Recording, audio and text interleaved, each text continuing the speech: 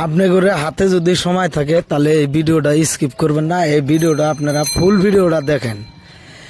একবার একটা বিমান ভুলে একটা এয়ারপোর্টে বিমানটা নামাইছিল, কিন্তু বিমানটায় দেখা গেল পাইলটকে ছাড়া আর একটাও যাত্রী ছিল না বিমানের মধ্যে। কিন্তু নামানোর পরে তার সঙ্গে সঙ্গে ওই এয়ারপোর্টের যত আর্মি ছিল, যত সিআরপি ছিল, সব জায়গায় ঘেরা করলো ওই প্লেনটা।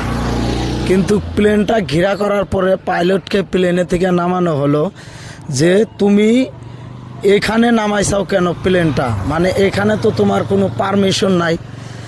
তখন বিমানের পাইলটটা বলেছিল ওনাদেরকে যে ঠিক আছে আমি মানছি আমার পারমিশন নাই, কিন্তু আমার কোনো উপায় নাই। কয় কেন? তখন বিমানের পাইলটটাই বলছে যে আমার বিমানে তেল শেষ হয়ে গিয়েছিল, তার জন্য আমি এখানে নামাই দিয়েছি আমার প্লেনটা, নাহলে কোনো দুর্ঘটনা হয়ে যেত রাস্তায়। তারপরে ওই এয়ারপোর্টের আর্মিরা যত ছিল ওনারা বলছে যে সারা রাত এখানে এনাকে আটকে রাখা হবে। তারপর এরকম করতে করতে ওই বিমানের পাইলটটায় ওই এয়ারপোর্টে সারা রাত আটকে রাখছে।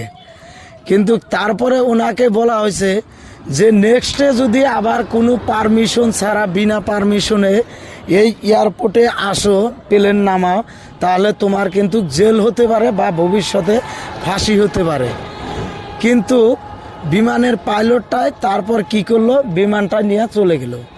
কিন্তু যাওয়ার পরে দেখা গেল তারপরের দিনও ওই পাইলটটাই বিমানটা নিয়ে আবার সকালবেলায় ওই এয়ারপোর্টে বিমানটা নামাইছিল।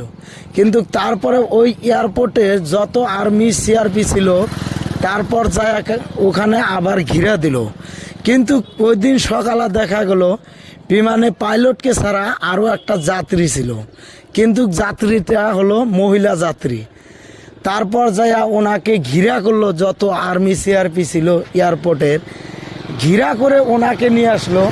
কিন্তু ওনাকে ঘিরা করার পরে জিগাইলো ওখানকার পুলিশরা যে তুমি আজকেও এখানে এয়ারপোর্টটা এই প্লেনটা এই এয়ারপোর্টে কেন নামালা?